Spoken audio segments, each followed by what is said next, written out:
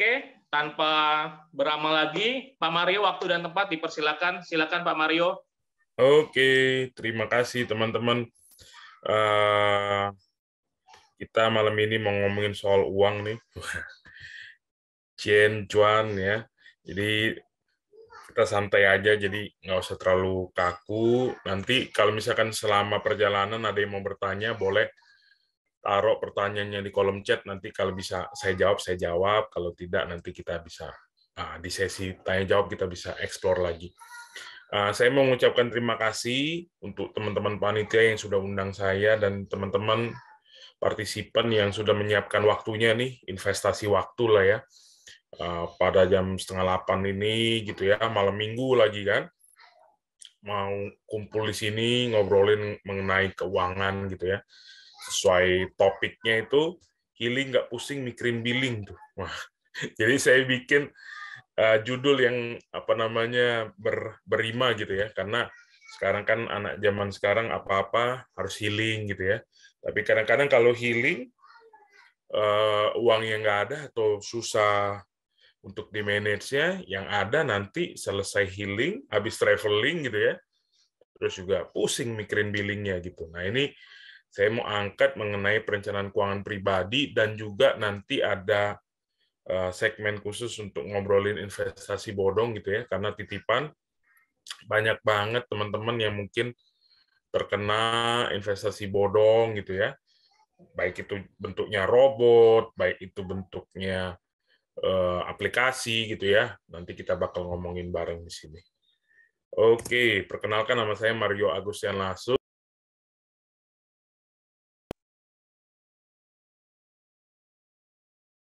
Cek, cek. Cek. Halo. Ya, sudah terdengar, Pak. Iya, soalnya tadi di-mute sama hostnya. Sorry. Ya, saya CMO Finansialku, pendidikan saya S1-nya di Accounting Universitas Trisakti, S2-nya Manajemen Keuangan Universitas Trisakti. Terus secara karir saya pernah jadi auditor, accounting manager, banker gitu ya. Sampai saya join di Finansialku sebagai Chief Marketing Officer dan saat ini jadi advisor di beberapa perusahaan startup dan mentor di beberapa inkubasi beberapa perusahaan startup juga. Nah, bagi yang belum kenal, apa sih Finansialku itu? Finansialku itu perusahaan perencanaan keuangan, satu-satunya di Indonesia yang memiliki portal edukasi keuangan, aplikasi perencanaan keuangan, dan layanan konsultasi perencanaan keuangan. Dan kami juga satu-satunya yang tercatat di Otoritas Jasa Keuangan, di Kemenkominfo, untuk bantu banyak banget teman-teman sesuai visi kita untuk mencapai tujuan keuangan melalui literasi dan juga inklusi keuangan. Nah, teman-teman juga bisa akses konten kami secara gratis dan cuma-cuma di Twitter, di Instagram, Facebook, LinkedIn, podcast. Kami juga ada podcast di Spotify, di YouTube, ataupun sekarang karena ngikutin gitu ya, biar relate juga sama anak-anak zaman sekarang, kita juga punya TikTok yang teman-teman juga bisa ikuti. Dan kita juga sudah memperoleh sertifikasi ISO 7001-2013, jadi banyak banget tuh yang tanya gimana sih kerahasiaan dan keamanan datanya gitu ya, karena ini data keuangan ini kan konfidensial gitu ya. Jangan takut teman-teman, kita udah lulus sertifikasi ISO 7001-2013 untuk jamin kerahasiaan dan keamanannya data teman-teman semua yang menggunakan aplikasi kami. Dan seluruh perencana keuangan kami sudah tersertifikasi Certified Financial Planner.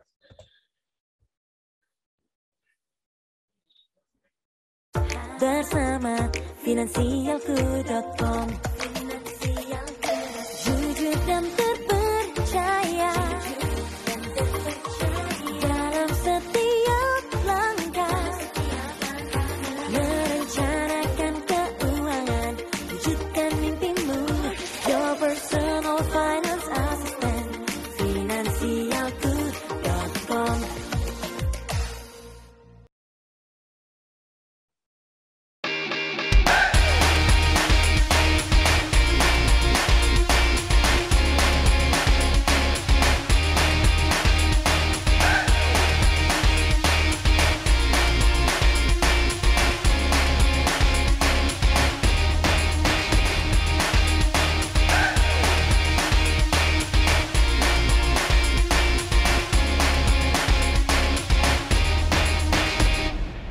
Nah, aplikasi kami sudah banyak bantu, tepatnya lebih dari 400.000 pengguna di 34 provinsi, dan juga di lebih dari 20 negara.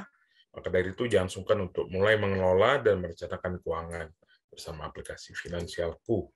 Nah, banyak banget mungkin yang bingung konsepnya perencanaan keuangan itu seperti apa gitu ya. Jadi saya mau sharing sebenarnya konsep perencanaan keuangan itu persis kayak Google Map, teman-teman. Jadi kondisi kita, keuangan kita hari ini gitu ya, 2 tahun lagi gimana, 3 tahun lagi gimana. Nah, ini kita harus di planning.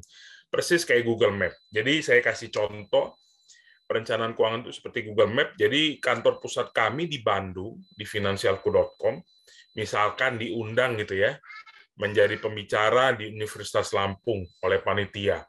Nah, misalkan panitia ngomong, Pak, 18 jam lagi harus ada di Universitas Lampung ya, Pak. Oke. Nah, dari kita berangkat dari Finansialku Bandung nih, kita cek ya Google Map gitu ya. Oh, ternyata beberapa pilihan dikasih sama Google nih. Kalau misalkan kita tadi 18 jam lagi ya, berarti kita bisa dong naik mobil. Karena mobil jarak tempuhnya misalkan 12 jam. Terus misalkan naik motor lebih cepat, 9 jam 38 menit. Sebenarnya juga bisa nggak pakai jalan kaki? Bisa, tapi pilihannya di situ menunjukkan 3 hari. Nggak bakal sesuai sama deadline kita. Gitu ya. Terus misalkan dari Universitas Lampung bilang, Pak, minta tolong 6 jam lagi ya Pak sampai di Universitas Lampung. Maka dari itu, opsi-opsi yang dikasih di Google Map, mobil, motor gitu ya, apalagi jalan kaki, itu jadi tidak relevan ataupun tidak bisa membantu kita tembus tuh 6 jam. Nah, kalau kita geser lagi mungkin ada opsi pesawat gitu ya. Nah, kalau pesawat kita bisa tembus 6 jam. Terus juga kalau misalkan jalur darat pun dikasih tahu tuh di situ. Bisa lewat jalan tol atau non jalan tol. Jadi sebenarnya konsep perencanaan keuangan itu seperti itu, teman-teman. Jadi kondisi kita sekarang di bulan April 2022, misalkan kita masih ada hutang gitu ya, masih mau mulai menabung, ataupun kita misalkan 2 tahun lagi mau menikah gitu ya. Nah, gimana kita cara planningnya gitu ya? Mulai dari planning cash flow-nya, utangnya gitu ya. Nah, nanti di slide-slide berikutnya saya bakal sharing mengenai konsep perencanaan keuangan yang ada di Finansialku. Nah, salah satu hak kekayaan intelektualnya Finansialku, kita punya satu konsep yang sudah kita daftarkan juga ya. Jadi kita punya intellectual property yaitu piramida perencanaan keuangan. Kenapa kita bawa konsep ini? Supaya teman-teman semua ataupun seluruh pengguna aplikasi Finansialku mengetahui step by step-nya dalam mencapai tujuan keuangan. Tujuan keuangan itu banyak macam, teman-teman. Jadi misalkan tadi yang saya bilang, misalkan mau menikah gitu ya, misalkan mau liburan gitu ya dalam jangka pendek, ataupun mau memiliki rumah, hunian pertama, ataupun mau melunasi hutang. Nah, itulah yang kita namakan tujuan keuangan. Nah, untuk capai tujuan keuangan, kita perlu step by step-nya. Nah, ini kita pakai piramida perencanaan keuangan Finansialku. 2 tahapan di awal itu kita namakan adalah keamanan keuangan. Karena pondasi awal adalah pondasi yang paling penting untuk perjalanan keuangan kita. Nah, pondasi awal kita namakan adalah cash flow, manajemen kredit, dan dana darurat. Nah, 3 tahapan penting ini menjadi pondasi apabila kita mau naik ke level kedua keamanan keuangan ataupun naik 2 level berikutnya yaitu keamanan keuangan. Lalu setelah kita lolos dari pondasi pertama, kita pupuk lagi pondasi kedua yaitu manajemen risiko. Gambarnya payung tuh. Nah, nanti kita bakal ngomongin nih di 2 tahapan ini di slide berikutnya. Terus setelah itu baru investasi. Nah, banyak dari kita skip tahapan 1 dan tahapan kedua keamanan keuangan langsung ke investasi. Jadinya banyak banget teman-teman yang mungkin mulai berinvestasi tanpanya safety net pondasi 2 di awal itu, makanya kok pas investasinya Ini mama dengerin orang buat nabung, buat nabung. Ya, investasinya jatuh, jadi nggak ada safety net-nya, pondasi di awalnya. Jadi itu kurang lebih teman-teman konsepnya gitu ya. Jadi kita harus step by step, terus untuk mencapai tujuan keuangan sampai kita investasi, terus juga mengamankan dana hari tua kita sampai misalkan kita meninggalkan dunia, kita bisa mendistribusikan kekayaan, baik itu dalam bentuk warisan ataupun hibah. Nah, dari atas sampai ke bawah piramida perencanaan keuangan yang kita tahu selalu diikuti namanya pajak. Jadi ini konsep yang memang kita sudah daftarkan dan kita pakai untuk di seluruh konten kami ataupun di seluruh layanan finansialku. Nah, salah satu fitur yang kami luncurkan di masa pandemi adalah financial check up. Nah, pada halnya misalkan kita masuk ke rumah sakit gitu ya, misalkan kegiatan kita terganggu karena kesehatan kita menurun gitu ya. Kita pengen tahu dong ya, misalkan ke dokter dulu ataupun kita langsung ke lab dulu. Nah, di situ kita melakukan medical check up. Nah, sudah tentu juga kondisi keuangan itu harus juga kita check up juga. Nah, aplikasi Finansialku kita luncurkan semenjak tahun 2017 dan kita menambahkan fitur financial check up ini di tengah pandemi. Karena apa? Kita pengen tahu secara cepat teman-teman pengguna aplikasi Finansialku ini keadaan keuangannya seperti apa. Jadilah kita luncurkan fitur financial check up ini dengan memasukkan data-data yang kami butuhkan untuk mengetahui kondisi keuangannya teman-teman. Kita dapat mengeluarkan rasio-rasio keuangan yang mungkin untuk sebagian orang yang non-keuangan tidak mengetahui poin-poin apa saja yang mereka harus perhatikan. Nah, di fitur financial check up ini kami sudah langsung memberikan rapotnya ataupun reportnya. Jadi skala 1 sampai 100 teman-teman bisa mengetahui skornya, dan juga kita kasih nih yang merah bagian mana, dan juga kita kasih juga action plan-nya gitu ya. Nah, action plan-nya jadi hasil lab-nya tahu, nanti teman-teman juga bisa tanya ke dokter kami di fitur konsultasi keuangan. Nah, ini salah satu fitur yang kami luncurkan supaya tahu teman-teman punya rasio keuangan seburuk apa ataupun sudah sehat atau belum. Misalkan rasio tabungan. Nah, tabungan teman-teman sudah ideal belum gitu ya? Rasio pendapatan pasif. Apakah pendapatan dari investasi teman-teman sudah bisa mengcover pengeluaran teman-teman? Rasio likuiditas. Apakah aset teman-teman bisa membantu untuk melunasi kewajiban-kewajiban jangka pendek? Terus juga utang terhadap aset, apakah sudah sehat atau belum gitu ya? Kemampuan pelunasan utang sampai dengan rasio solvabilitas. Jadi teman-teman silahkan mungkin kalau mau misalkan gunakan aplikasi Finansialku selama ini ya, saya webinar gitu ya, ada yang mau ditanyakan silahkan.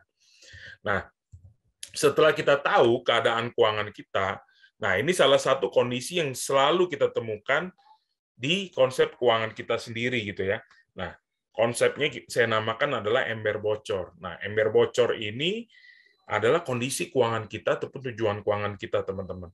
Jadi ember ini sendiri sebenarnya adalah dompet kita, rekening kita, tujuan keuangan kita gitu ya.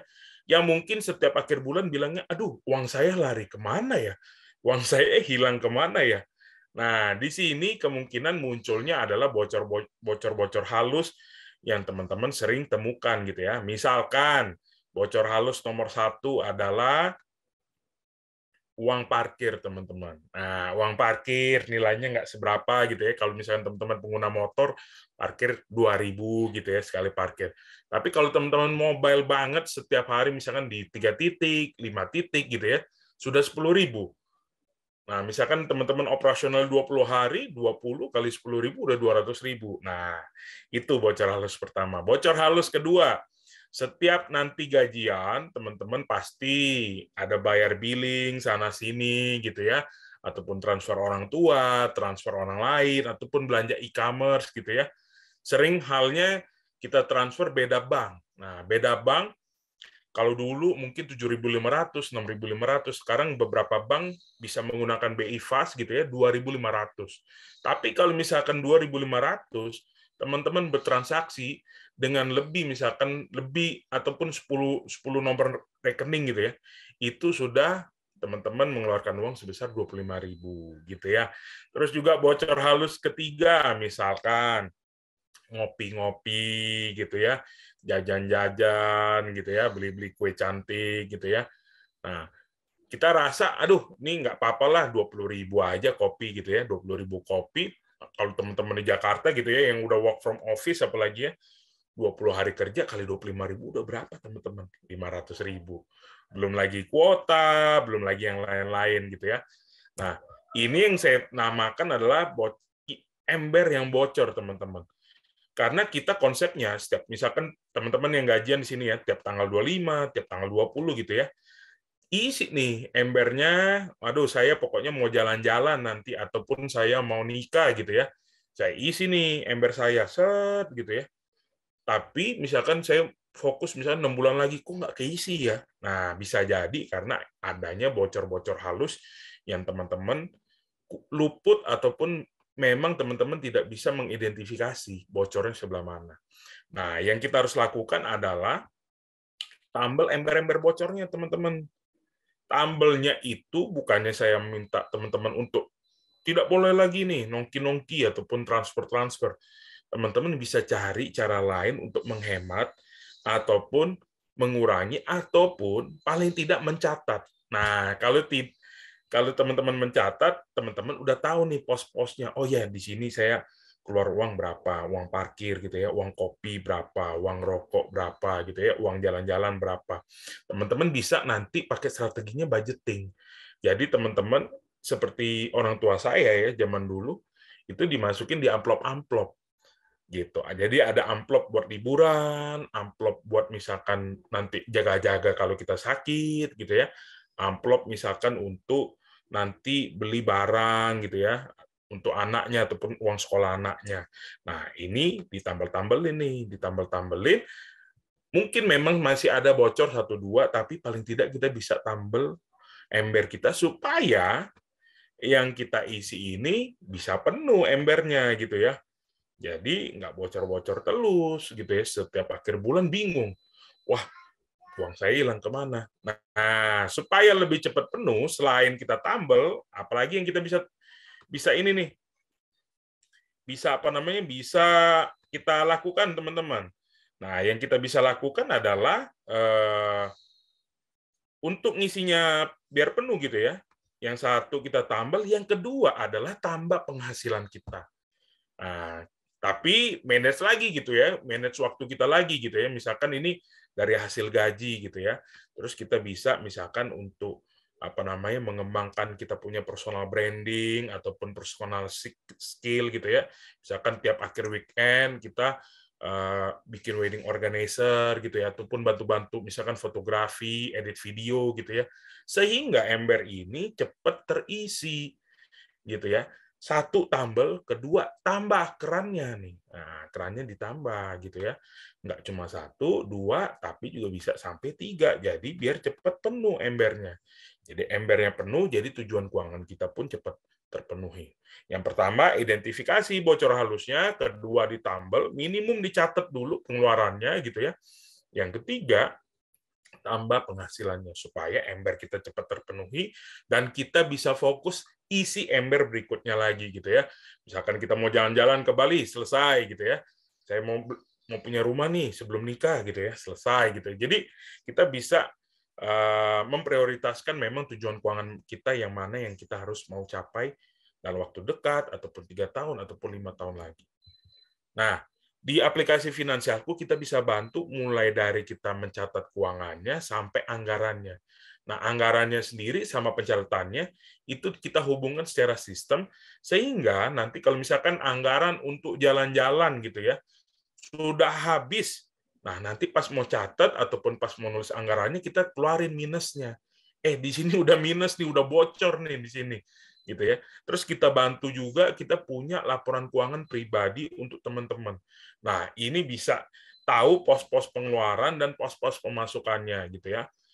Jadi teman-teman bisa gunakan untuk pengeluaran dan pemasukan atau pencatatan keuangan pribadi, keluarga ataupun untuk bisnis tapi yang sifatnya masih pribadi. Jadi teman-teman bisa gunakan aplikasi Finansialku. Nah, anggaran juga bisa dan yang kedua kalau misalkan teman-teman bisnis nih, ini saya yakin nih sering ditemuin. Rekeningnya nggak dipisah antara rekening pribadi dan rekening bisnis. Yang alhasil sudah misalkan 5 tahun bisnis, 8 tahun, 10 tahun bisnis, uang saya lari kemana ya? Nah, itu jadi masalah klise dan saya yang sering temui di beberapa klien saya. Bahkan ada beberapa yang omsetnya miliaran, tapi misalkan dia mau beli stok yang lebih banyak, aduh uang saya kok tinggal puluhan juta ya. Nah, ternyata dipakai uangnya untuk jalan-jalan, dipakai misalkan untuk kawinan anaknya gitu ya. Nah, ini karena tidak dipisahkan rekeningnya, nggak kekontrol dan tidak bisa tahu yang mana kepentingan pribadi, yang mana kepentingan bisnis. Nanti kita bahas lagi kalau misalkan teman-teman mau minta saya buat sharing mengenai perencanaan keuangan buat usaha. Saya ada materinya tersendiri. Nah, prioritas anggaran. Nah, di sini mungkin banyak banget kalau kita udah nonton konten gitu ya, perencanaan keuangan gitu ya, atau siapapun yang ngomongin keuangan, cara manage keuangan ataupun anggaran. Nah, kalau dari saya sendiri biasanya nggak pakai persentase anggaran. Mungkin banyak yang teman-teman tahu ya, misalkan persentasenya ini kayak formasi bola gitu ya, 4-3-3 gitu ya, 4-4-2 gitu ya. Kalau saya nggak pakai persentase. Misalkan untuk investasi, oke, paling nggak 20% ataupun 10% aja udah cukup. Nah, ini saya kurang tepat kalau misalkan pakai persentase. Kenapa? Karena saya harus tahu dulu teman-teman tinggalnya di mana. Kok ngaruh tinggalnya di mana sama ngatur anggaran?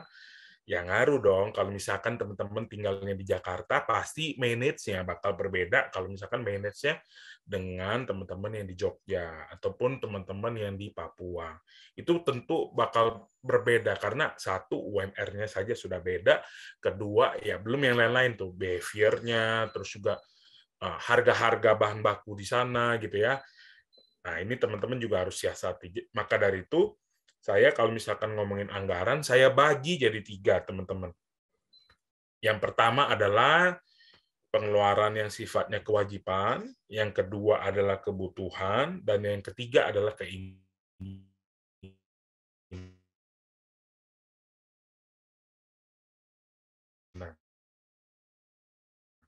Kebutuhan ini memang sudah kebutuhan pokok kita, tapi kita bisa masih manage, mau kurangin ataupun lebihin.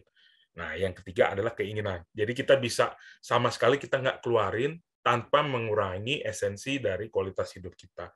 Yang pertama adalah kewajiban.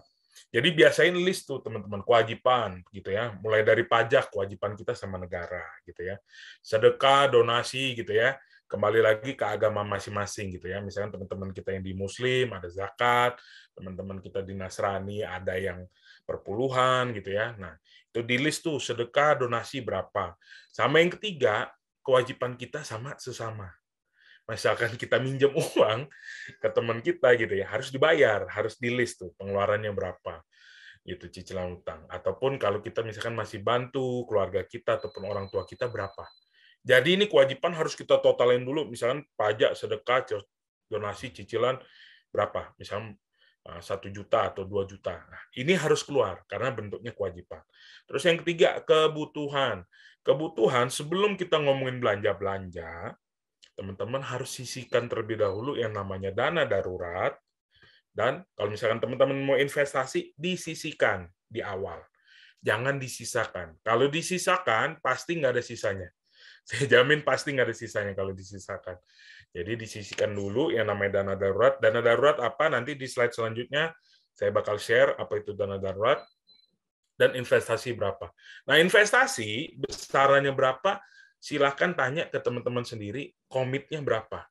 Kalau misalkan mau komitnya 10.000, 100.000, 200.000, silakan. Kok bisa 10.000? Sekarang teman-teman deposito bank digital itu bisa mulai dari 10.000. Ataupun reksadana bisa mulai dari 20.000. Jadi nggak ada alasan lagi kita nggak mulai investasi. Logam mulia pun bentuknya digital, sekarang juga ada yang mulai dari 0,01 gram. Jadi kita bisa mulai investasi sekaligus ngumpulin dana darurat. Nah, setelah itu baru kita ngomongin premi asuransi. Kenapa penting? Karena tadi di tahapan piramida kita, di tahapan kedua ada namanya manajemen risiko. Nanti kita bakal sharing lagi ya di situ. Terus baru kita ngomongin tentang belanja anak duluan nih kalian punya anak gitu ya. Baru rumah tangga gitu ya, rumah tangga, kesehatan, pendidikan, biaya bulanan gitu ya. Termasuk saya selipkan di sini, ini penting banget teman-teman. Namanya sekarang serba digital, terus juga dari sisi profesi gitu ya, sering banget berubah gitu ya. Sekarang ada namanya selebgram, profesional TikToker gitu ya. e-sport player gitu ya. Jadi kita harus punya anggaran juga untuk beli hardware. Ini misalkan hardware ini, misalkan kalau kita mau beli laptop, kalau profesi kita misalkan editor video gitu ya, jangan pakai laptop yang kentang, kalau enggak videonya kapan jadinya gitu ya. Terus juga software, serta untuk upgrade skill. Nah, ini sudah jadi barang wajib ataupun yang dibutuhkan zaman sekarang. Karena apa? Kita nggak boleh kalah untuk meningkatkan skill kita. Karena kata Warren Buffett sendiri, investasi terbesar yang kasihin interest paling tinggi itu investasi leher ke atas, teman-teman. Leher ke atas itu bukan skincare ya, ibu-ibu. Tapi leher ke atas itu adalah knowledge. Terus yang ketiga, baru kalau misalkan ada sisa dari kewajiban kebutuhan, tadi kita list tuh dana darurat, investasi gitu ya, baru sisanya kita anggarkan untuk hobi kita dan liburan. Dan lain-lain gitu, keinginannya apa aja. Gitu ya. Nah, ini konsep saya, mungkin teman-teman bisa praktekkan juga, ataupun nanti mau bertanya, silakan. Terus yang kedua, masih pondasi yang paling bawah nih. Tadi kita udah ngomongin cash flow ya, mulai dari catat, anggaran, terus juga kita beralih ke manajemen kredit. Manajemen kredit itu boleh nggak? Ini pasti pertanyaannya banyak banget yang bilang, boleh nggak kita ngutang? Boleh nggak kita minjem kredit? Nah, pertanyaannya mungkin saya bilang boleh, tapi harus diikutin 4 step ini, teman-teman. Yang pertama adalah ketahui dulu utang yang kita mau pinjam nih nanti, itu produktif atau konsumtif. Nah, sekarang saya mau tanya nih ke teman-teman di kolom chat aja ya. Kalau saya misalkan mau beli handphone, laptop, kamera itu utang produktif atau konsumtif ya kira-kira? Boleh dong tulis di chat gitu ya. Produktif atau konsumtif. Kalau saya mau beli HP baru, laptop baru, ataupun kamera baru. Nah, ada yang bilang konsumtif. Pak Brigad bilang tergantung pekerjaannya. Oke, ada lagi teman-teman? Produktif, oke. Oke. Nah, jadi memang tadi betul tuh kata Pak Brigad, tergantung pekerjaannya gitu ya. Karena itu yang bakal menentukan kita untuk menentukan utang yang kita ambil ini produktif atau konsumtif. Nah, misalkan seorang editor video gitu ya, dia butuh laptop yang lebih superior lagi, karena laptop yang sekarang 5 juta kalau dia proses rendering video 1 jam gitu ya, itu butuh waktu 2 jam 3 jam tuh untuk rendering videonya aja tuh, belum termasuk edit tuh ya gitu, ataupun sering lemot, sering crash gitu ya, sehingga dia nggak bisa meningkatkan aktivitas produksinya. Misalkan dia cuma terima sebulan cuma 3 edit video, dia mau tingkatin penghasilannya, jadi misalkan saya mau terima 10 deh, dan permintaannya pun sudah ada gitu ya. Maka dari itu dia memutuskan untuk beli laptop baru yang harganya 10 juta gitu ya. Misalkan prosesornya dari i3 ke i5 gitu ya. Nah, ini dia punya budget 5 juta, laptopnya 10 juta. Mau nggak mau tambah 5 juta. Nah, inilah utang yang saya bilang adalah utang produktif. Nah, saya kasih case berikutnya lagi, misalkan seorang selebgram disuruh endorse produk-produk dari sponsornya gitu ya. Ternyata pada saat dia IG live, pas kameranya kurang jernih gitu ya, sehingga pada saat dia kasih lihat produknya pecah-pecah gitu ya, foto ataupun videonya. Jadinya dia nggak bisa dapat klien lagi. Mau nggak mau saya harus tingkatin nih. Yang tadinya saya pakai misalkan ya, pakai Xiaomi gitu ya, saya mau tingkatin pakai iPhone nih. Nah, walaupun Xiaomi sekarang keluarin yang flagship ini keren banget juga itu Xiaomi 12. Saya mau pakai iPhone deh, karena konon katanya kalau iPhone itu IG story-nya nggak pecah loh. Wah, nggak pecah gitu ya, nggak turun kualitasnya, tapi tetap langsung gitu ya. Nggak pecah, terus kalau di videoin juga bagus gitu ya. Nah, mau nggak mau dia harus tingkatin. Ataupun satu lagi saya kasih case-nya, misalkan dia e-sport player. Saya baru tahu loh 2 tahun yang lalu, e-sport player tuh digaji loh teman-teman. Bapak Ibu di sini.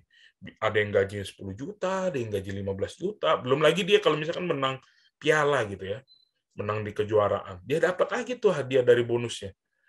Dia pakai handphone yang cepat panas di tangan tuh. Waduh, bisa-bisa kalah tuh di tengah game gitu ya, ataupun baterainya cepat habis, dia nggak bisa latihan. Mau nggak mau dia harus upgrade handphonenya. Nah, ini yang saya namakan adalah utang produktif. Tapi kalau misalkan kita udah punya laptop yang sesuai gitu ya, pengen, aduh saya laptopnya mau pakai yang keyboardnya warna-warni gitu ya, buat ngedit video gitu ya, biar di foto keren gitu ya, ataupun gimana, nggak sesuai fungsinya misalkan ya, itu yang saya namakan misalkan utang konsumtif. Gitu. Karena dia udah ada gitu ya. Nah, itu yang tahapan pertama kalau kita mau utang ataupun kita mau ngajuin kredit. Ketahui dulu utang yang kita mau ajukan itu produktif ataupun konsumtif. Yang kedua, ketahui besar utang yang diperlukan. Nah, tadi saya pakai case yang tadi ya. Dia sudah punya uang 5 juta budgetnya, dia mau beli laptop yang harganya 10 juta. Berarti besar utang yang diperlukan 5 juta, karena 10 dikurangi 5. Ternyata pada saat dia berselancar gitu ya di e-commerce gitu ya, ataupun ke toko komputer, dia lihat tuh, ih, ini laptop tipis banget ya. Laptop ada lampunya nih di bagian belakangnya, di keyboardnya lucu juga nih. Pas dia tanya, ini berapa kok gitu ya? 15 juta. Nah, bergeser tuh. Yang tadinya dia utang yang diperlukan 5 juta gitu ya, karena dia mau upgrade dari sisi storage-nya ataupun dari prosesornya gitu ya. Tambah jadi misalkan 15 juta, tambah jadi 10 juta. Poin nomor 2, ketahui besarnya utang yang tadi penekanannya adalah yang diperlukan, yang memang sesuai kebutuhannya. Kalau memang 10 juta sudah bisa cover kita punya kerjaan, silakan berutang sesuai dengan yang diperlukan. Jangan 5 juta naik jadi 10 juta utangnya gitu ya. Nah, nomor 2 itu. Nomor 3, hitung kemampuan membayar kembali utang. Ini sangat penting teman-teman. Karena apa? Kalau kita uang sisanya tadi tuh yang tadi yang kita anggaran tuh ya. Berapa sisanya berapa tuh? Nah, sisanya misalkan 2 juta ataupun 1 juta. Ya udah segitu yang kita bisa tuh teman-teman untuk melakukan cicilan. Jadi kita harus pilih-pilih tenor ataupun untuk menyesuaikan dengan membayar kembali utang. Terus yang poin keempat, cicilan bulanan, ini rumus dari bank nih teman-teman. Nah, jadi biasanya dia hitung penghasilan teman-teman, dikurangin biaya-biaya gitu ya. Nah, itu nanti 30% dari penghasilan bulanannya, itu maksimum yang mereka bisa kasih ke teman-teman. Jadi, bank sendiri punya rasio tersendiri untuk menentukan berapa cicilan yang mau dikasih ke teman-teman semua. Jadi, 4 poin ini silahkan teman-teman gunakan untuk manajemen kredit teman-teman semua. Dan juga jangan lupa juga untuk mencatat aset tetap. Aset tetap itu apa? Aset yang tidak habis dalam masa 1 tahun. Rumah, mobil, mesin gitu ya. Dicatat supaya apa? Kalau kita mau jual, kita mau jamin ke bank, kita nggak lupa gitu ya. Apa aja ya aset saya gitu ya. Belinya kapan ya? Dulu harga belinya berapa? Dicatat, jangan lupa. Nah, terus yang ketiga, mempersiapkan dana darurat. Kenapa menjadi penting nih mempersiapkan dana darurat? Dana darurat ini seperti kalau kita naik lift gitu ya. Kalau liftnya macet, terus ada tekenan tuh. Ada tombol yang bilang, silahkan ditekan kalau dalam keadaan darurat. Ataupun kalau kita naik mobil, ataupun naik kereta gitu ya, ada emergency brake-nya. Dalam keadaan darurat saja. Nah, ini kita gunakan kalau misalkan gitu ya ada krisis, ada pandemi lagi, aduh amit-amit deh, gitu ya. Nah, kalau misalkan muncul lagi, kita bisa gunakan dana darurat ini. Dengan tujuan adalah tidak mengganggu kualitas hidup kita misalkan selama 6 bulan, 12 bulan ke depan. Rumusannya, kalau teman-teman yang masih jomblo di sini, minimum harus kumpulin, minimum ya, bukan maksimum, harus kumpulin 6 kali pengeluaran bulanannya teman-teman. Jadi selama 6 bulan teman-teman tidak terganggu gaya hidupnya nih. Kebutuhannya tidak terganggu. Terus, kalau misalkan sudah menikah, berapa sih rumusnya? Jadi setiap tanggungan silahkan ditambahkan 3 lagi. Jadi kalau misalkan sudah beristri gitu ya, tambahin jadi 9 kali pengeluaran bulanan. Kalau sudah punya anak, anaknya 1 tambah 3 lagi. 12 kali pengeluaran bulanan. Minimum, maksimum silakan. Teman-teman mau tambahin silakan. Tapi kalau misalkan teman-teman sudah nyampe minimumnya, nanti bisa naik ke step berikutnya yaitu manajemen resiko. Nah, jadi mainnya kayak game teman-teman. Gitu ya. Ada yang pernah main Sonic gitu ya, ada yang main Super Mario ataupun Final Fantasy gitu ya. Jadi kita mainnya nanti based on stage gitu ya. Jadi checkpoint-nya ada tuh, ting-ting gitu ya, checkpoint ada cash flow sudah selesai tadi, manajemen kredit sudah selesai, dana darurat, ayo kita kumpulin. Yang jomblo minimum 6 kali gitu ya. Nah, terus nanti udah checkpoint 1 udah, kita naik checkpoint 2. Jadi kita nggak usah ngulang lagi gitu ya. Nah, itu sebenarnya ngomongin keuangan tuh seperti main game. Kalau saya sih ngomongnya begitu. Terus yang kedua, mengenal instrumen dana darurat. Instrumen dana darurat kita kumpulinnya di mana gitu ya. Ada 2 karakteristiknya. Yang pertama harus cair, liquid, cepat cair gitu ya. Liquid, karena kalau keadaan darurat kita nunggu dia cair susah. Misalkan saham gitu ya. Saham, misalkan kita mau jadi dana darurat, apakah bijak? Menurut saya enggak. Karena apa? Pada saat sahamnya jatuh, kita mau cair, aduh rugi dong. Gitu ya. Tapi kita pilih instrumen-instrumen yang cepat cair dan juga 2 bisa menghasilkan imbal hasil bagi instrumen tersebut. Yang pertama, saya bakal bawa ke deposito. Deposito kelebihannya sudah tahu semua ya, mudah dicairkan. Apalagi sekarang kalau udah bank digital, kapanpun kita bisa cairin. Mulai dari nominal kecil gitu ya. Gitu. Ada beberapa bank digital mulai dari 1 perak bisa loh. Terus yang kedua, mulai dicairkan tadi ya. Terus kekurangannya memang kalau ngomongin bunga itu di bawah tingkat inflasi. Jadi sering kemakan inflasi. Nah, inflasi itu apa, teman-teman? Saya kasih analogi. Ketika kita punya uang 10.000 makan di tempat makan, biasanya kita dapat nasi, telur, sayur. Sekarang cuma dapat nasi sama telur. Itu yang namanya inflasi. Atau saya kasih analogi lagi karena saya sering makan. Dulu kita beli kerupuk putih harganya 1.000, sekarang 1.500. Itu yang namanya inflasi. Jadi kalau ngomongin deposito, bunganya dimakan sama inflasi, Bapak Ibu. Bahkan di beberapa deposito tradisional yang masih pakai biljet, itu ada namanya kita keluar lagi materai, keluar lagi uang parkir gitu ya, karena kita mesti ke banknya gitu ya. Nah, itu pengalaman saya dulu, saya nabung, kok kayaknya banyakan uang parkirnya ya, transportnya ya gitu ya, dibandingkan bunganya gitu ya. Belum lagi masukin materai dulu 6.000, pas mau cairin 6.000 lagi, 12.000 udah. Tapi sekarang kita dibantu namanya deposito digital, bank digital itu tidak ada namanya materai lagi. Gitu. Tapi tetap bunganya di bawah tingkat inflasi plus dikurangin sama pajak final. Bunganya kena pajak final 20% kalau nggak salah. Terus kedua, logam mulia. Nah, ini favorit ibu-ibu nih. Gitu ya. Kelebihannya mudah diperjualbelikan, bahkan bisa digadai juga gitu ya kalau kita butuh uang cepat, dan memiliki lindung nilai terhadap inflasi. Apa tuh lindung nilai terhadap inflasi? Jadi logam mulia ini sifatnya kalau keadaan ekonomi sedang memburuk, dia harganya naik. Karena dia memiliki proteksi terhadap inflasi. Nah, boleh tanya deh ibunya nih yang ikut di sini partisipan, gimana pengalamannya melewati krisis di tahun 98, 2008 gitu ya. Yang punya logam mulia mah happy-happy aja tuh. Gitu ya. Terus kekurangannya kalau kita beli hari ini, jual hari ini itu pasti rugi. Karena ada selisih margin namanya gitu ya, selisih nilai jual dan beli. Nah, logam mulia zaman digital sekarang itu bisa kumpulin mulai dari 0,01 gram. Jadi nggak ada alasan kalau teman-teman, aduh logam mulia 1 gram ini udah 900, 1 juta nih. Zaman saya dulu 500.000.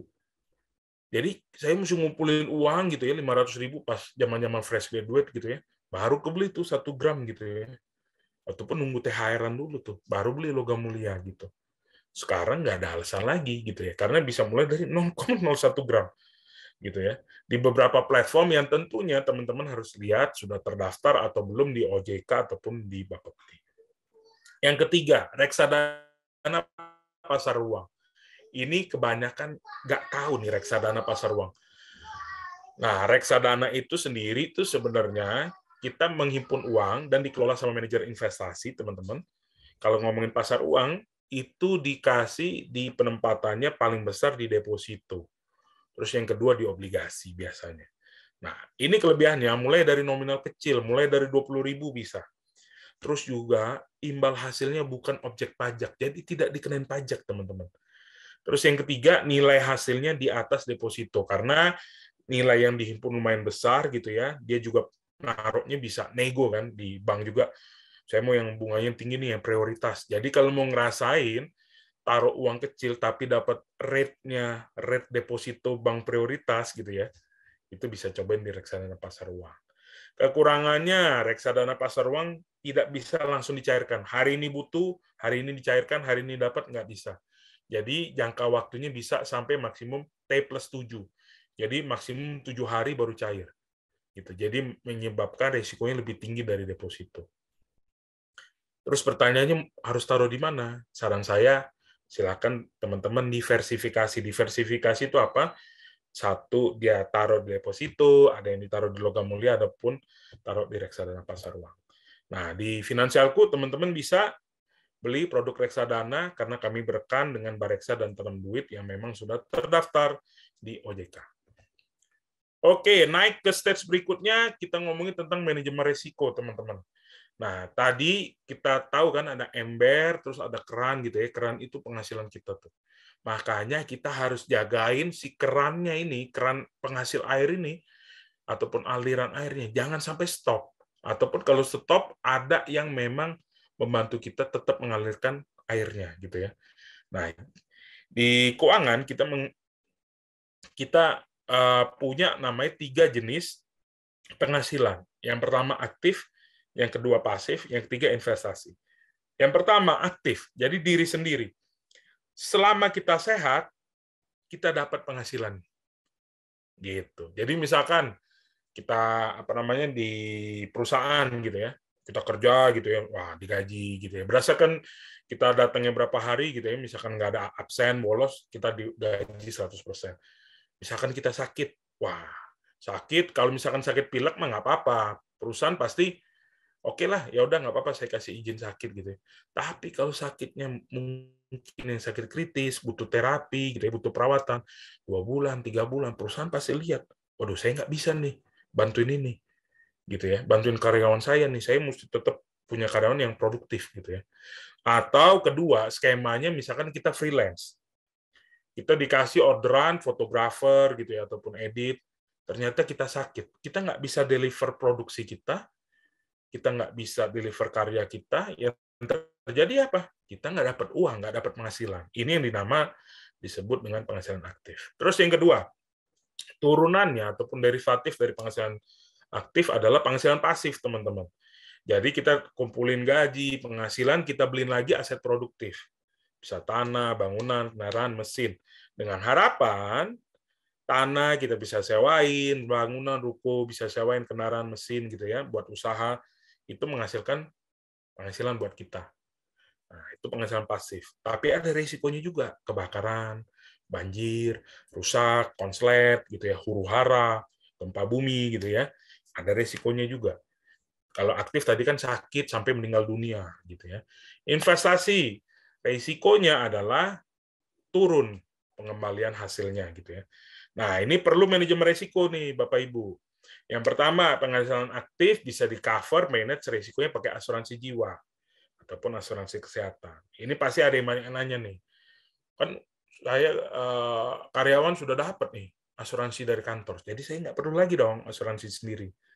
Tadi tuh saya bilang, kalau sakitnya pilek, batuk, diare gitu ya, nggak ada masalah. Tapi kalau misalkan yang sifatnya terapi gitu ya, perawatan 3 bulan, 6 bulan, setahun, 2 tahun gitu ya, apa yakin perusahaan tetap mau cover asuransi kita gitu ya. Minimum kita harus punya sendiri, ataupun minimum banget kita harus punya BPJS. Terus yang kedua tadi, tanah, bangunan, kendaraan, mesin, gempa bumi, banjir, segala macam gitu ya resiko ya. Nah, itu bisa di-cover pakai asuransi umum. Jadi harus di-cover. Terus yang ketiga, penghasilan investasi, diversifikasi produk keuangan. Jadi jangan taruh berapa telur di keranjang yang sama, karena kalau jatuh pecah semua gitu ya. Jadi ini cara manajemen risiko, kita punya keuangan supaya penghasilan kita tetap lancar gitu ya. Jadi teman-teman silakan, ini penting banget, pondasi nomor 2, supaya kalau kita misalkan sakit, kita misalkan mobil kita kecelakaan ataupun ruko kita kebakaran, tidak ganggu dana darurat kita dulu. Ini filter yang kedua loh. Nah, jadi kenapa kita bikin pondasi 2 pondasi, supaya adanya resiko di covernya sama si manajemen risiko. Tidak ganggu cash flow kita, tidak perlu kita berhutang, dan tidak perlu ganggu dana darurat kita. Jadi, secepatnya setelah teman-teman beres tadi cash flow, kredit, sama dana darurat, kita beresin manajemen risikonya. Level kedua. Nah, sebelum masuk investasi, saya mau kasih data yang dirilis OJK sendiri. Ini ada hubungannya sama investasi bodong, Bapak Ibu. Jadi, literasi keuangan di Indonesia itu 38,03%. Inklusi keuangan 76,19% di tahun 2019. Nah, cukup naik jauh ya, dari 2016 29,7, inklusi keuangan 67,8. Saya bisa bilang nih, saya pede, karena finansialku lahirnya 2016 gitu ya. Jadi paling nggak kita ada sedikit efek lah ya ngomongin literasi sama inklusi keuangan. Nah, inklusi keuangan itu apa? Pengertiannya adalah inklusi keuangan itu akses kita terhadap produk keuangan. Misalkan kalau kita mau ngutang cuma modal KTP sekarang. Kalau dulu ngajuin kartu kredit, waduh ribet banget gitu ya. Sekarang dipermudah. Ataupun kita mau investasi, mau ke saham. Dulu saya ingat banget saya mau buka rekening saham minimum 10 juta. Sekarang mulai dari Rp1, Bapak Ibu, teman-teman semua bisa mulai beli saham. Nah, itu inklusi keuangan aksesnya. Literasi keuangan adalah seberapa melek kita terhadap produksi keuangan, bukan cuma ngomongin return-nya, tapi ngomongin resikonya juga. Nah, literasi keuangan yang rendah menyebabkan banyak dari kita menderita akibat penipuan investasi bodong. Terlepas faktor-faktor rakus, tamak, gitu ya. Itu saya nggak bisa kontrol, karena itu sifat dasar manusia. Teman-teman silahkan kontrol sendiri. Cuma yang kita bisa bantu adalah kita tingkatkan literasi keuangan, supaya datanya loh teman-teman, ini datanya si OJK nih, 92 triliun sepanjang 10 tahun terakhir. Ini belum termasuk yang sultan-sultan yang KW, ataupun robot-robot trading loh teman-teman.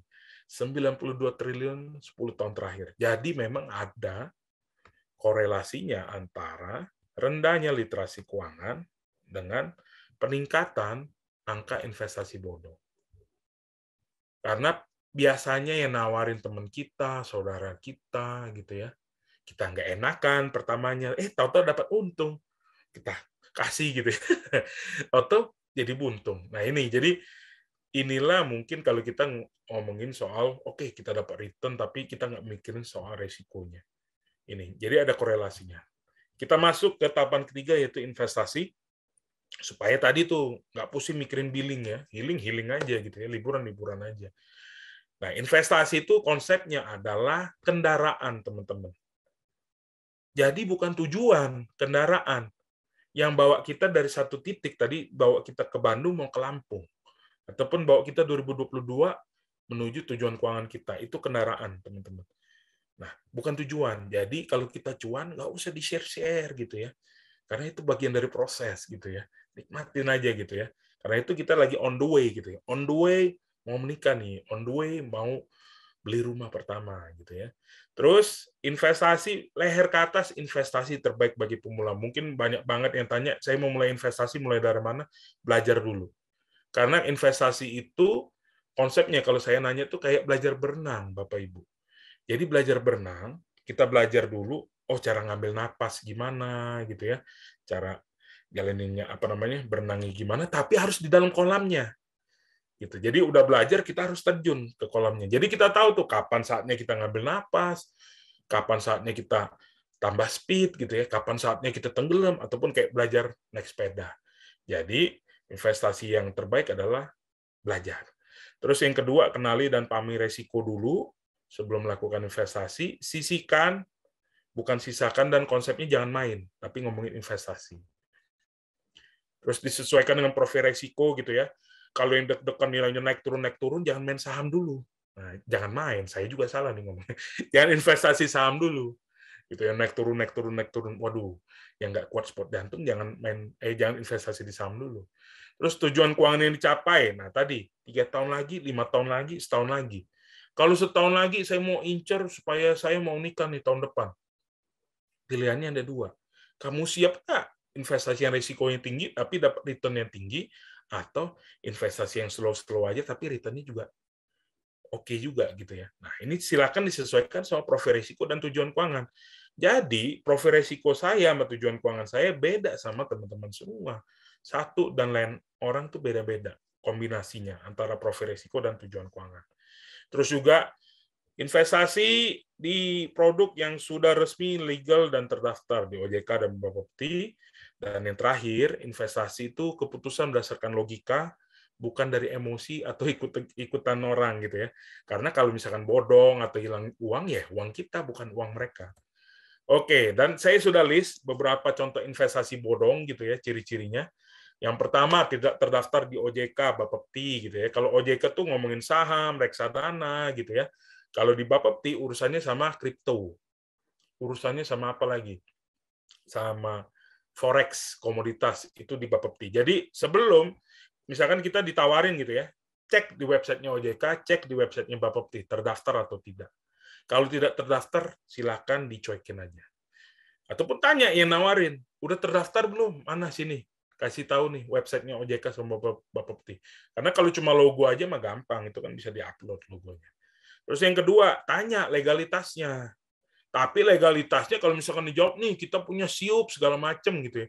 Ya setiap perusahaan pasti punya SIUP gitu ya. Tapi ada nggak legalitas yang kaitannya sama aktivitas investasi? Tanyain yang kedua. Terus yang ketiga, kalau tanda-tandanya dia nawarin imbal hasil di atas rata-rata produk keuangan lain gitu ya. Misalkan deposito di atas 2%, 3%, atau reksadana di atas 6-7% gitu ya. Per tahun loh ini tapi. Nah, ataupun saham bisa tembus 15-20% per tahun. Dia nawarin 20% setiap bulan, itu udah red flag bagi kita, ataupun bendera merah, dan kita harus hati-hati. Gitu. Kalau kita misalkan udah dikasih tahu nih, bakal balik 20%, 30% per bulan. Nah, gitu. Apalagi ngomongin robot nih. Kalau robotnya menghasilkan memang investasi yang baik bagi mereka, ngapain dia sewa-sewain? Ngapain dia kasih ke kita kan? Terus yang keempat, tidak ada transparansi dalam sumber dan pengelolaan dana. Jadi sumbernya uang kita dikelola buat apa gitu ya, nggak ada tuh. Ada juga dikasih grafik-grafik yang ternyata bodong juga grafiknya. Jadi tidak ada transparansi gitu ya. Kalau misalkan bank, saham, reksadana itu clear. Jual berapa, beli berapa, harga saat ini berapa, kenapa berubah, kenapa naik, itu clear. Karena angka belinya, angka jualnya, kita tahu semua tuh.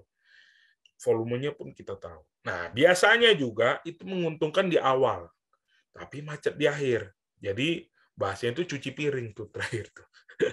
Jadi semuanya udah makan, yang terakhir masuk, yang masuk di atas itu cuci piring akhirnya kan. Terus ada salah satu ciri-ciri yang menurut saya aneh sih. Karena dia mengutamakan hasilnya bukan dari produknya, tapi ngajakin orangnya. Kita diwajibin, kamu cari orang lagi. Karena konsepnya, teman-teman, investasi bodong ataupun skema Ponzi, ketika tidak ada pemain baru ataupun nasabah baru yang taruh uangnya, itu bakal selesai sistemnya. Jadi yang bikin sistem ini langgeng atau terus-menerus ada, itu harus ada nasabah baru ataupun nasabah existing yang nambah top up lagi. Nah, jadi hasil top up-nya nikmatin mana? Dari atas dulu, turun lagi ke bawah. Gitu. Jadi kalau diminta cari nasabah ataupun diajak temen gitu ya, daripada ngomongin imbal hasil produknya, itu tanda-tanda investasi bodong. Terus yang terakhir, dua terakhir, catut video, foto, quote dari foto public figure. Nah, ini udah tanda-tanda nih. Jadi dikasih testimoni, oh iya harus di sini, harus ini.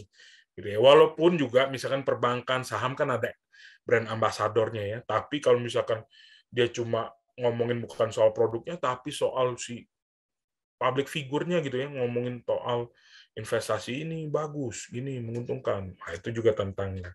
Terus bentuknya juga bisa bentuknya online, arisan gitu ya. Arisan, ini arisan bagus sih, tapi kalau misalkan tanda-tanda yang ada di atas ini hati-hati. Koperasi juga hati-hati, karena beberapa saat lalu gitu ya, ada satu perusahaan yang sudah IPO, go public, terus dia bentuk koperasi, ternyata koperasinya bodong dan dia juga kabur gitu ya, yang di daerah Bandung. Terus robot, aplikasi gitu ya. Nah ini ciri-ciri investasi bodong. Kalau teman-teman bingung nih, Saya mau tanya di mana ini investasi bodong atau enggak, silakan buka aplikasi Finansialku, tanya perencanaan keuangan kami, nanti kita bantu cari tahu dan kita bantu jawab Bapak Ibu semua. Nah, ini contoh-contoh produk investasi Bapak Ibu. Reksadana itu tadi pasar uang, komponennya tadi di deposito gitu ya, di obligasi, pendapatan tetap sebagian besar obligasi. Nah, terus juga campuran ini mix antara pasar uang, pendapatan tetap dari obligasi, saham, deposito, reksadana saham, itu mostly di saham. Saham itu apa sih? Tanda kepemilikan usaha perusahaan yang kita pegang. Kita bisa dapat selisih jual dan beli. Yang pertama, yang kedua, beberapa emiten ataupun perusahaan itu bagi untung dalam bentuk dividen. Nah, dividennya bakal dibagi berdasarkan berapa banyak saham yang kita punya. Jadi keuntungannya kalau beli saham itu ada 2. Gitu ya. Ataupun kita bisa dapat warrant-nya juga. Terus peer-to-peer lending. Peer-to-peer lending ini mulai muncul di tahun 2018, Bapak Ibu. Itu kita kasih pinjaman bagi UMKM atau pemilik usaha yang punya invoice di tempat lain tapi belum jatuh tempo, invoice-nya didanain lewat peer-to-peer lending. Jadi kita biayain invoice yang belum menghasilkan uang karena jatuh tempo misalnya 3 bulan, dan kita biasanya dapetin dalam bentuk bunga gitu ya, atau imbal jasa gitu biasanya. Ini peer-to-peer lending. Terus muncul juga di 2 tahun belakangan ini ada namanya equity and securities crowdfunding. Peer-to-peer lending pemainnya platform yang resmi bisa dilihat di OJK listnya gitu ya. Ada lumayan banyak tuh, ada 100-an kalau nggak salah. Terus equity and securities crowdfunding ini baru di Indonesia. Jadi biasanya perusahaan melantai di bursa itu di Bursa Efek Indonesia gitu ya. Nah, oleh pemerintah di Indonesia dan OJK dia buat lagi namanya equity and securities crowdfunding. Jadi kita bisa beli sahamnya melalui equity and securities crowdfunding. Walaupun dia belum TBK. Nah, kita bisa beli surat utangnya, kita bisa beli sahamnya, dengan tujuan tadi bisa jual lagi di harga lebih tinggi ataupun kita bisa dapat dividen. Kalau kita beli surat utangnya, kita bisa mendapatkan kupon ataupun bagi hasil tiap bulannya gitu ya, ataupun bisa berupa bunga gitu ya, yang dibayarkan di akhir periode. Obligasi dapat kupon, properti gitu ya, kita bisa sewain ataupun jual kembali, forex, komoditas. Kripto saya belum masukin di investasi karena menurut saya masih terlalu volatile dan juga aset base-nya masih belum, menurut saya masih belum bisa yakinkan saya gitu ya. Terus juga yang kedua adalah saya punya produk kripto ada. Nah, terus yang kedua adalah masih volatile dan masih belum diterima jadi alat tukar. Jadi ini poin saya kenapa saya tidak memasukkan itu di produk investasi. Lebih tepatnya ke spekulasi. Nah, untuk teman-teman yang mau bertanya gitu ya, yang sifatnya private gitu ya, karena saya tahu banget masalah uang itu mungkin masalah tabu juga ya untuk dikomunikasikan di floor gitu ya, misalkan di webinar ini ada yang mau bertanya, itu bisa langsung ke aplikasi kami. Kita kasih 30 hari gratis Bapak Ibu. Silahkan cobain, tanya, catat keuangan premium gitu ya, aplikasi premium kita kasih gratis 30 hari. Selanjutnya bayar 35.000 sebulan, 350.000 setahun. Tapi untuk teman-teman di sini kita kasih spesial itu tidak potongan kode promo senilai 10% ataupun 35.000. Caranya adalah tinggal memasukkan kode promo sebagai berikut.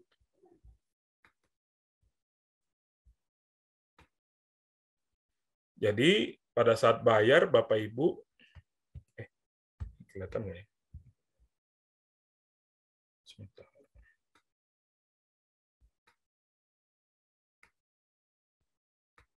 Ya. Jadi kode promo saya kasih spesial Bapak Ibu yang join pada malam hari ini itu senilai 10%. Jadi bisa langsung buka di aplikasi Finansialku dan masukkan kode promo Indostarter. Indostarter terus digunakan, lalu Bapak Ibu bisa dapat potongan jadi bayarnya bukan 350.000 tapi 315.000. Kode promonya Indostarter, dan nanti bagi penanya 2 atau 3 ya, penanya terbaik nanti bisa dapat akun premium finansialku. Nah, akun premium finansialku senilai 350.000. Bu Feby dari Tutoreval kasih berapa? 2 atau 3 ya? Silakan. Iya, ada 2 Ada 2 ya. giveaway voucher, Pak Mario. Ya. Oke, kurang lebih itu dari saya. Teman-teman silakan kalau ada yang mau bertanya atau berdiskusi. Ayo untuk teman-teman yang ingin bertanya, boleh untuk open mic Ya. dan langsung ditanyakan. Tuh Bro Wilson mau nanya duluan. Menarik banget, banyak banget catatan saya, Pak Mario. Siap.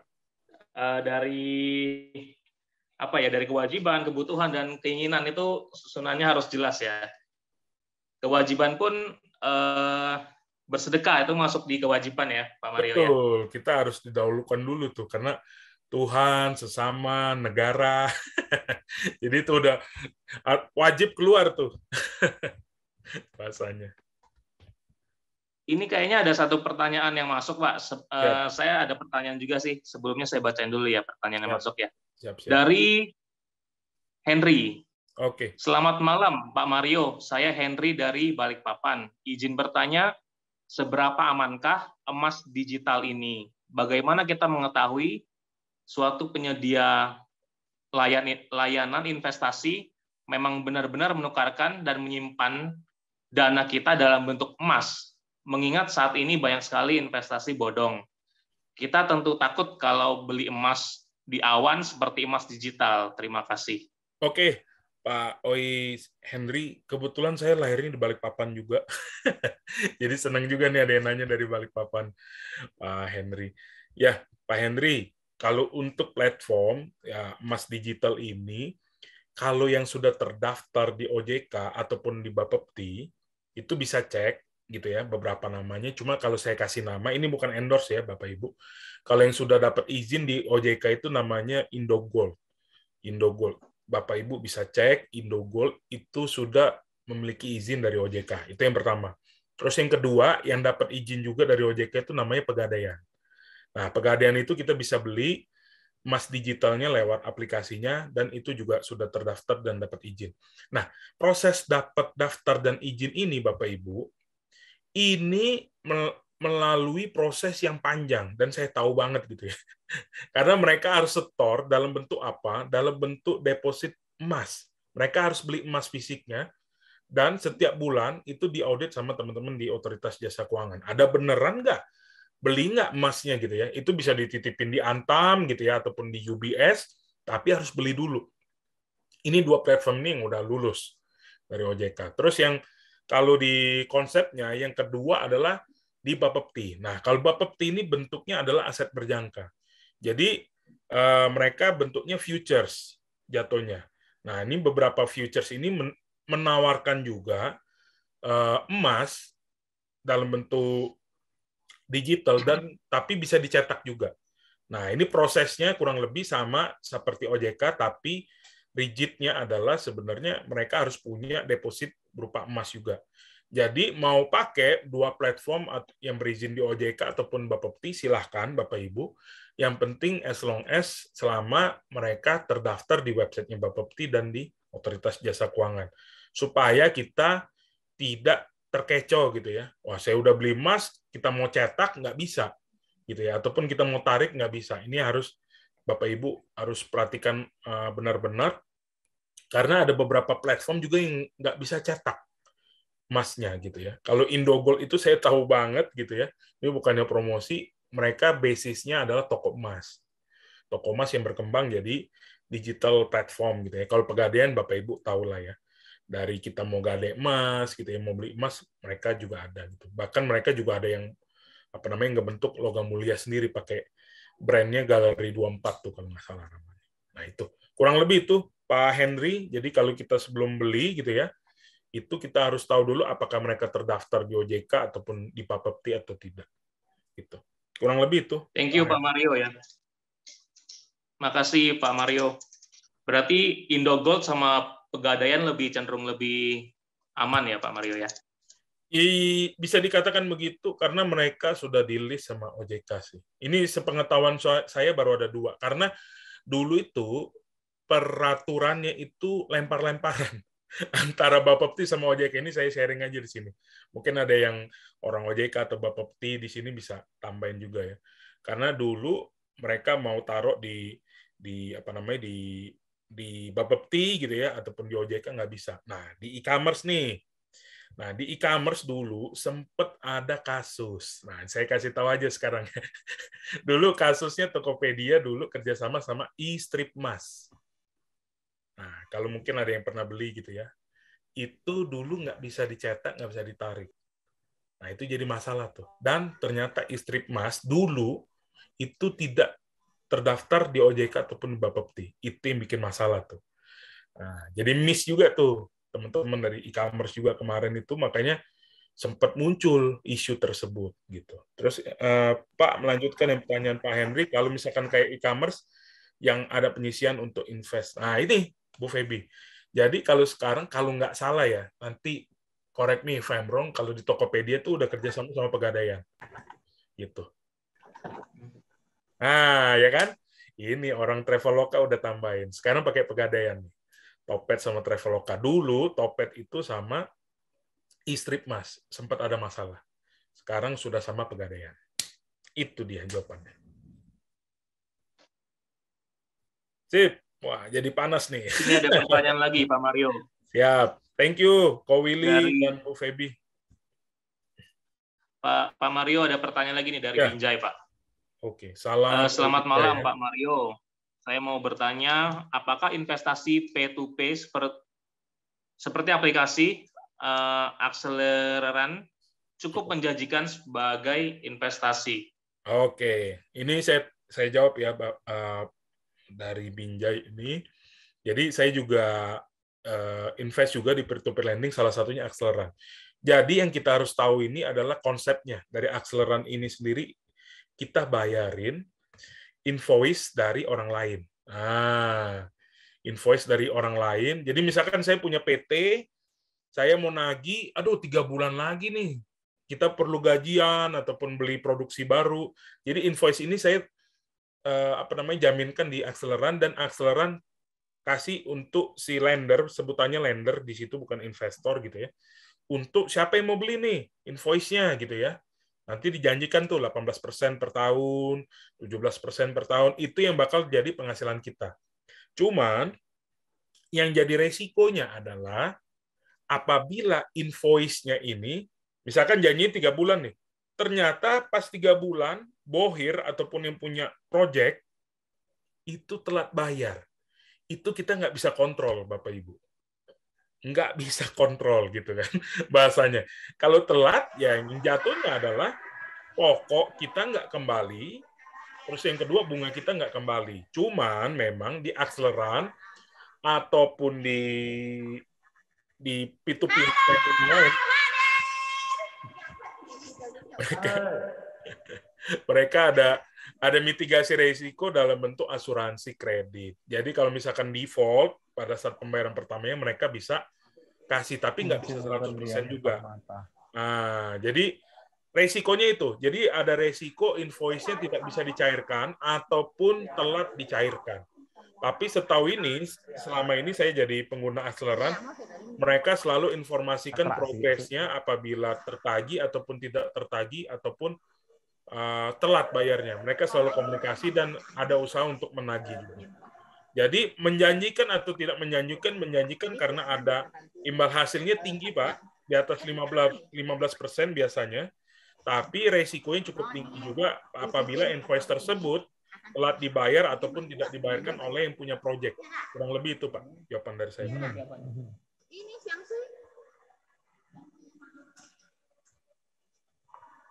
Oke, ada lagi nih pertanyaan dari Henry. Pak Henry, kalau emas digital lewat di Topet sama Traveloka, apakah ada selisih harga? Ada, Pak. Ada selisih harga, Pak. Tetap ada selisih harga. Cuman memang kalau kita belinya di toko fisik sama digital, karena di toko digital tidak perlu sewa-sewa, toko-toko gitu ya. Jadi marginnya yang dia charge juga ke penggunanya juga dikit, Pak, selisihnya, Pak. Jadi kalau kita beli di digital, keuntungannya adalah biasanya selisihnya lebih dikit gitu. Terus juga kita kan nggak perlu nyetak, jadi nggak was-was juga nyimpen di rumah gitu ya, ataupun kita sewa lemari di bank gitu ya untuk simpen gitu ya. Nah itu jadi salah satu pembeda lah gitu. Tapi marginnya lebih rendah dibandingkan kalau kita beli fisik. Oke. Asuransi. Ini saya langsung jawab aja Pak Wilson atau gimana? Masih di mute Pak Wilson? Iya, sorry. Siap.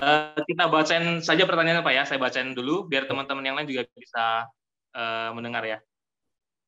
Dari Henry, lanjut ya nih ya. Pak, seperti kita ketahui, membeli asuransi kan seperti menukar risiko. Bagaimana dengan produk asuransi bank yang memberikan garansi dalam sekian tahun setelah store, maka uang akan kembali cair secara penuh. Pertanyaannya, apakah ini hanya janji manis, Pak? Mengingat ada uang yang kepakai buat beli instrumen perlindungan dalam asuransi itu, misalnya Aksa Mandiri, Pak. Terima kasih. Langsung nyebut merek. Siap. Oke. Untuk Pak Henry lagi nih ya. Wah, Pak Henry nanya. Ya, Pak Henry, jadi begini Pak. Jadi seringkali Pak, saya belajar tuh di dunia keuangan ini sebenarnya produknya bagus-bagus Pak. Produknya ada manfaatnya semua, baik itu investasi atau proteksi, tapi seringkali yang jualnya ini terlalu banyak janji-janji, terus yang kedua tidak sesuai dengan produk sesuai manfaatnya. Jadi kalau kita beli asuransi, poin pertama yang kita harus baca itu adalah polisnya dulu. Nah, biasanya penawaran dari sales itu tidak tercerminkan di dalam polis. Ini yang harus hati-hati nih. Jadi banyak banget janji-janji supaya closing, ternyata tidak tertulis di polis. Jadi yang kita harus baca itu polisnya dulu. Yang kita beli itu tertuang hak dan kewajiban kita itu di polis. Jadi kita harus baca benar-benar, emang capek sih. Banyak banget kan polis kan. Bisa lebih dari 20 halaman gitu ya. Nah, itu Bapak Ibu harus baca dulu gitu. Apakah yang dia janjikan sudah tertulis nggak di dalam polis tersebut? Nah, jadi bahasanya gitu. Karena seringkali yang mispersepsi adalah yang ditawarkan sales, karena dia ditanyain sama nasabahnya atau calon nasabahnya, bisa begini nggak? Bisa cair nggak? Bisa ini nggak, nilainya tinggi nggak? Apalagi kalau kita ngomongin unit link gitu ya. Unit link itu kalau teman-teman tahu, instrumen asuransi yang memang di dalamnya ada nilai kasnya gitu ya. Jadi bisa nanggung nilai peningkatan premi, dia ngambil dari nilai investasinya. Tapi kalau teman-teman mau proteksi, pure proteksi, teman-teman bisa beli produk asuransi yang memang tradisional ataupun memang pure untuk proteksi. Nah, jadi nggak ada embel-embel investasinya. Karena biasanya kalau kita mau dapetin investasi sekaligus proteksi, nggak nendang, Bapak Ibu. Bahasanya nggak nendang itu proteksinya nggak dapat, investasinya nggak dapat. Jadi kalau mau investasi, menurut saya prefer langsung reksadana, saham, obligasi langsung. Karena saya langsung praktekin tuh, saya punya asuransi yang udah 12 tahun gitu ya. Saya iseng-iseng tuh, tarik tuh. Saya tarik, saya hitung tuh. Buset, cuma 17% dalam 12 tahun.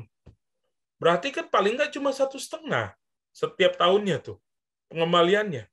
Mendingan saya invest sendiri. Taruh di deposito juga udah pasti di atas 1,5 kan Bapak Ibu. Jadi itu.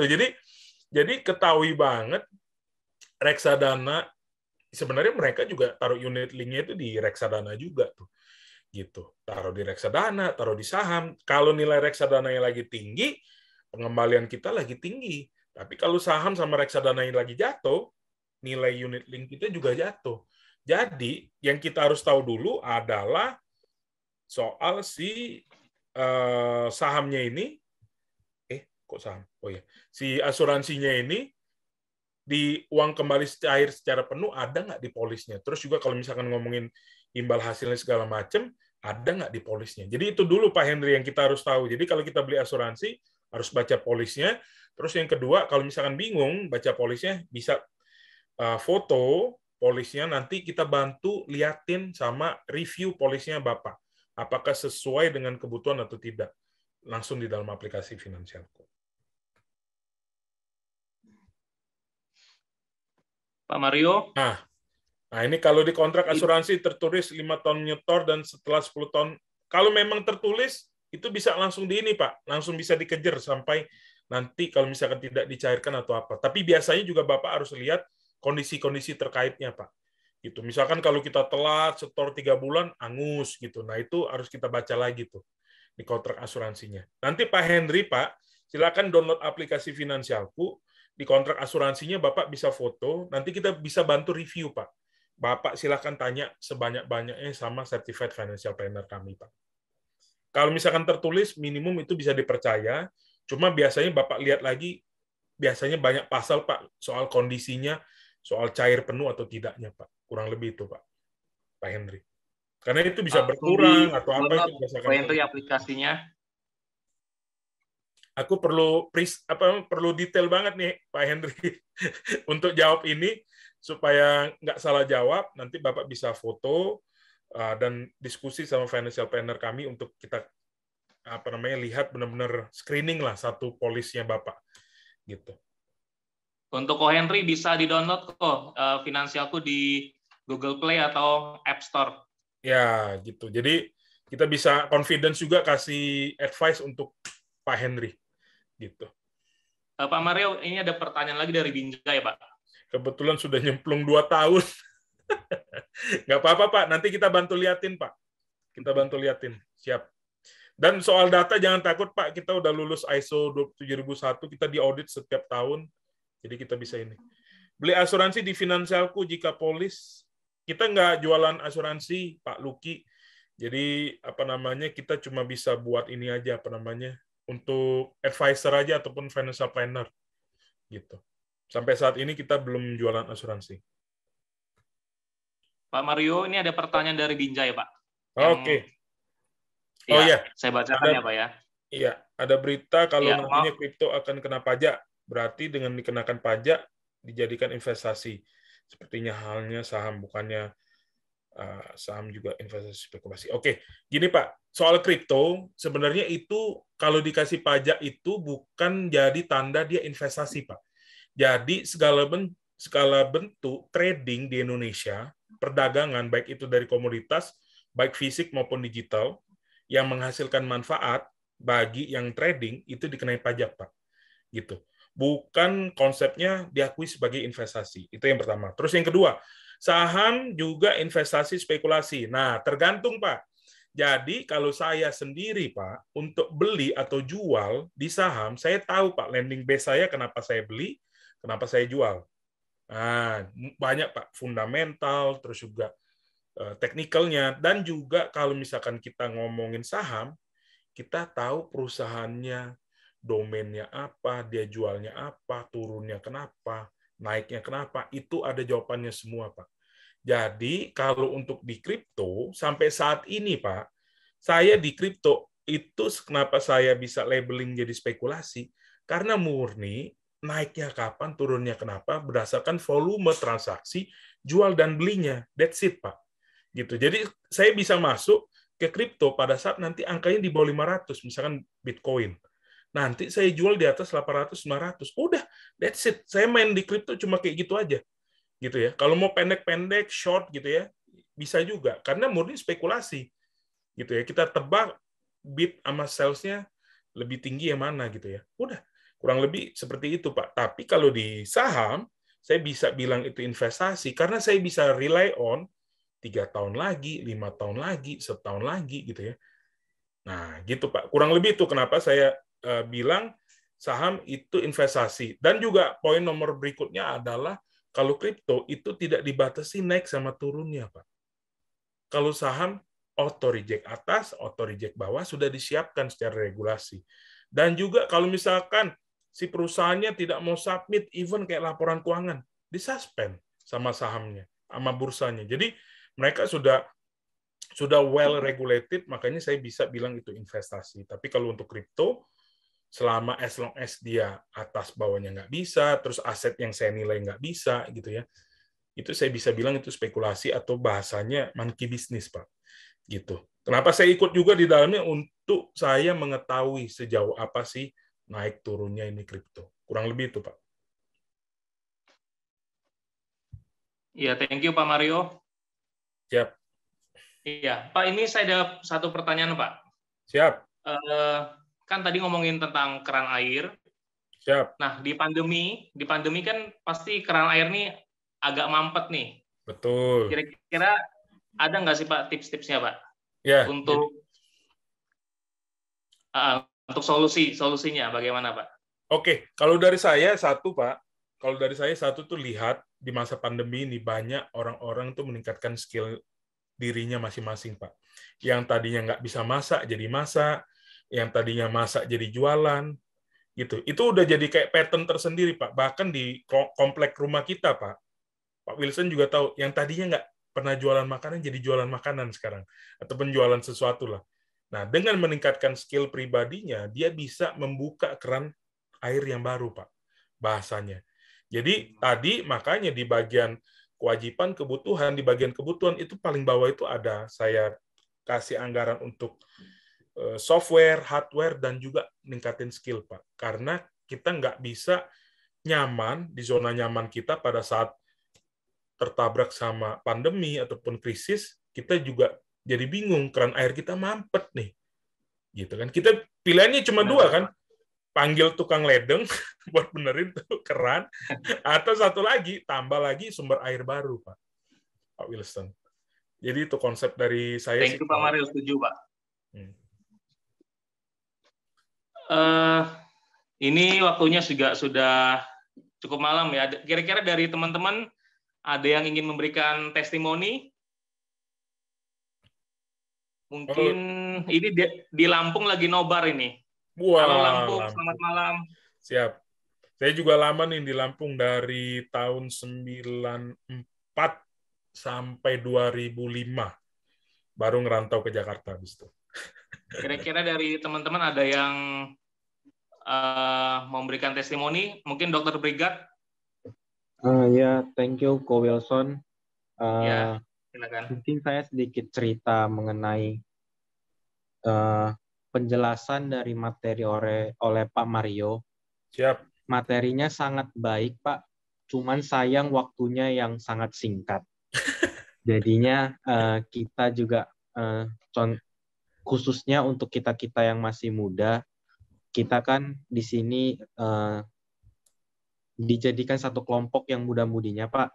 Siap, di mana Pak. muda-mudi itu masih sangat minim tentang masalah keuangan. Di mana seperti yang Bapak jelaskan tadi, banyak yang lompat langsung ke investasi. Mereka nggak mulai dari dasar yang paling bawah di piramida tadi kan. Nah, kemudian materi yang Bapak sampaikan cukup baik dan sangat baik menurut saya. Hanya saja waktunya yang kurang, Pak. Mohon waktunya, kalau misalnya Bapak ada waktu lagi, kita bisa diskusi-diskusi lagi. Kita juga, tadi saya di tengah-tengah Bapak menjelaskan itu, di terakhirnya, di awalnya saya berusaha untuk tetap mendengarkan. Sampai di akhirnya itu saya berpikir, kok saya pengen ngebet banget ya download si aplikasi Financialku ini. Nah, akhirnya di belakang-belakang tadi saya sudah tidak terlalu melihat, tapi saya ada capture screen dan saya sibuk dengan Financialku ini. Nah, karena dari yang Bapak paparkan ini itu sangat baik, Pak. Dan kita juga sangat senang Bapak sudah meluangkan waktu di malam minggu ini. Semoga Bapak juga bisa diberkati oleh Tuhan, bisa diberikan rezeki yang berlimpah, bisa diberikan waktu yang berlebih untuk sharing lagi ke kami nantinya, Pak. Siap. Jadi mohon arahan dan bimbingannya supaya kami juga bisa menjadi sukses dalam pemikiran finansial seperti Bapak dengan bantuan aplikasi dari Financialku ini, Pak. Siap. Terima kasih, Ko Wilson. Terima kasih, Pak Mario. Mungkin teman-teman yang lain ada yang ingin disampaikan. Sekian dari saya. Terima kasih. Thank you, Brigad. Thank you, Brigad. Oh, Brigad. Nanti bisa ngobrol bareng saya di IG Mario Alasut kalau misalkan ada yang mau tanya-tanya ataupun bisa download aplikasi Finansialku buat kita ngobrol lebih lama lagi. Baik, Pak. Baik, Pak. Dan follow sosial media Finansialku karena kita udah kasih semua konten di situ. Jadi kita kasih gratis buat literasi keuangan di YouTube, Spotify, di TikTok, di Instagram. Ya banyak. Silakan nanti dikapoin satu-satu. Thank you. Dan Bro, mungkin Brigad. Dan jangan lupa itu ada kode promonya ya, Pak ya. Siap, kode promonya Indo Starter. Starter ya tadi. Iya, Mungkin ada sama sedikit yang saya kelupaan, Ya. testimoni tambahan, Pak. siap. Setelah Bapak bercerita tentang ember yang bocor halus itu, barulah saya terpikir, benar juga ya. Nah, menurut saya mungkin ini bisa dijadiin pertanyaan singkat, Pak. Siap. Itu kalau misalnya nih kita mobilitasnya tinggi nih, kemudian uang parkir itu kan dijadikan salah satu sebagai bocoran halus seperti itu kan. Nah, kira-kira ada nggak Pak tips and trick gitu? Apakah kita mesti naik Grab lebih untung kah atau bagaimana gitu? Ini saya sebenarnya udah coba ini sih, apa namanya? Coba lihat ya, apa namanya? Saya bandingin tuh, Bro Brigad. Jadi bawa mobil sendiri sama Grab gitu ya. Untuk berapa titik itu murahan pakai Grab. Ini benar-benar apalagi ini saya bukan yang endorse Grab atau Gojek. Tapi Grab itu ada satu jualan dia itu bukan yang titik ke titik, Brigad. Grab Rent namanya. Nah, Grab Rent itu bisa 400.000 sepuasnya tuh. Misalkan 8 jam, 12 jam gitu. Itu jauh lebih hemat dibandingkan kita bawa mobil sendiri. Terus juga apalagi di Jakarta ya. Itu saya pernah kena parkir tuh udah kayak kena tonjok tuh di Pacific Place Jakarta tuh. Buset, berapa ribu per jam tuh. Waduh, saya bilang mending saya ini pakai Grab nih. Gitu. Nah, itu untuk berapa titik memang lebih murah bawa mobil sendiri, tapi kalau udah titiknya banyak better pakai Grab sih. Gitu. Terus yang kedua, kalau ngomongin parkir, sebenarnya parkir ini jadi bocor halus karena apa? Karena nilainya kecil, Bro Brigad. Kalau untuk sehari gitu. Yang jadi saya poinnya, kenapa jadi bocor halus, nggak pernah dicatat. Saya yakin nih untuk teman-teman di sini paling ngelihat parkir, aduh cuma 2.000, 5.000, 2.000, 5.000 gitu kan. Nah, tapi kalau kita kumpulin, ternyata buset ratusan ribu. Ini yang sering di akhir bulan kita itu mikir kan, ini 500.000 larinya kemana ya? 300.000 larinya kemana? Rupanya salah satunya di parkir. Saya tahu ini karena saya sering nyatet, once saya catat, oh ternyata salah satu pengeluaran saya yang nilainya ratusan ribu, salah satunya adalah parkir. Makanya saya bisa sharing di sini, Bro Brigad. Bahasanya gitu. Oh iya, thank you Pak, thank you solusinya mungkin bisa kita pertimbangkan untuk yang mobilitasnya tinggi, Pak. Siap, kurang lebih tuh. Oke. Dua aja parkir masih gratis. Kira-kira dari teman-teman lain ada yang ingin memberikan testimoni? Atau pakai ini e-wallet, Bro Brigad, karena banyak yang promo kan. Kayak GoPay itu kadang-kadang Rp1 di beberapa titik. Iya. Lipo, di mallnya Lipo gitu ya, biasanya kasih diskon tuh dia. Nggak tahu sekarang. Nggak kepikir sih kita sampai ke bocor halusnya ini. Begitu dipaparin, wah benar juga ya. Sepeda juga bisa nih Brigad jadi alternatif. Wah, bebas polusi lagi ya. Rumah di Binjai, kerjanya di Medan. Kalau sepeda nanti habis bocor halusnya bukan di parkir lagi nanti, di Aquanya nanti. Thank you Pak Mario. Siap. Ini waktu juga udah malam, udah lewat ya sebenarnya, tapi antusias masih panas banget nih. Siap. Dan Pak Mario juga masih banyak sebenarnya yang ingin disampaikan Pak ya. Mungkin berikutnya bisa isi lagi ya Pak ya. Boleh. Mau ngomongin pribadi ataupun usaha, bagi teman-teman yang udah usaha sini, saya bisa sharing juga ngomongin tentang keuangan usaha. Setelah ini saya mempersilakan untuk Ko Aris untuk bisa memberikan secara simbolis sebagai penghargaan atas waktu dan sharing ilmunya untuk memberikan e-sertifikat ya.